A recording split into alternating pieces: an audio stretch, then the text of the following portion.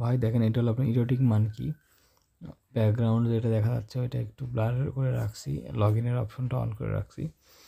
এখানে log in দেওয়ার পর আপনি যে ছবি দিয়েছেন ওই ছবি সহ এখানে দেখেন দেখাচ্ছি যে এনআইডি কার্ডের ফ্রন্ট পার্ট দিতে, মানে ভেরিফাই ইউর আইডেন্টিটি, মানে to make it secure, account secure করার জন্য রাজু ভাই দেভাবে বলছিল।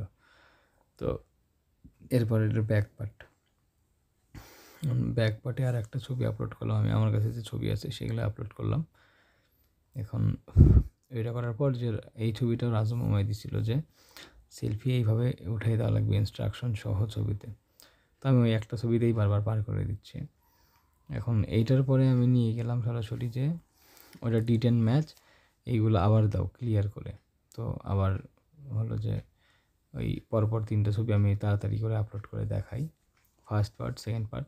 এখন যদি কোনো লেখা চেঞ্জ করে নেওয়ার দরকার পড়ে তাহলে আমাকে বলো, এগুলো দেখে দেখে এই ভিডিওটা দেখে আমাকে দেখাও। আর আমি চাচ্ছি যে হোস্টিংয়ের এইগুলো আপলোড করে দিই, তাহলে সরাসরি আর কি জিনিসগুলো এরকম অফলাইনে না দেখে অনলাইনে সরাসরি জিনিসগুলো দেখা যাচ্ছে। আচ্ছা, গুগলের পেজে জিমেল বসালাম, তারপর দেখো পাসওয়ার্ড আসলো, পাসওয়ার্ডে ক্লিক করলে এখন এটা সরাসরি লোডিংয়ের পেজে চলে যাবে। এখন লোডিং ততক্ষণ পর্যন্ত হবে যতক্ষণ না পর্যন্ত আমি অ্যাডমিন প্যানেল থেকে ওইটা স্ট্যাটাস চেক করে দিচ্ছি।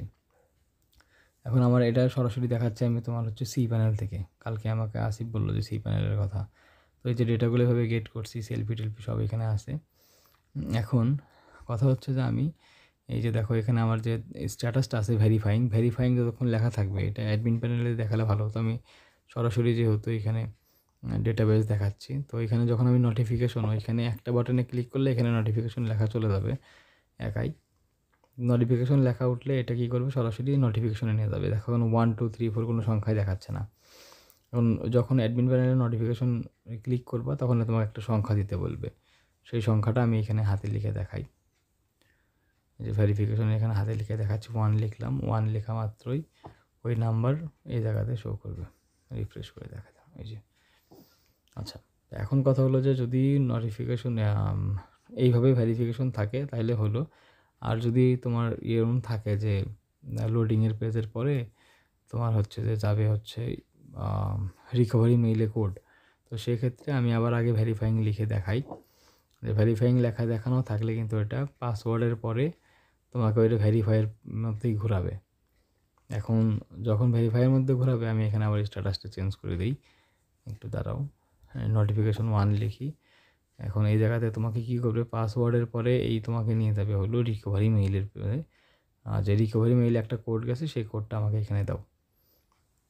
এখন এটা রাজু মামাই বলছিল যে এইভাবে করতে। এখন আমি যদি এখানে কোড দিই তো এখন তুমি রিডাইরেক্ট কোন জায়গায় করবো সেটা আমাকে বলো বা লিঙ্কটা দাও। এটা আমি গুগল করে রাখছি, গুগলে চলে গেছে। আচ্ছা, এবার প্রাইভেট ডিলাইটের ক্ষেত্রেও সেম করছি আমি।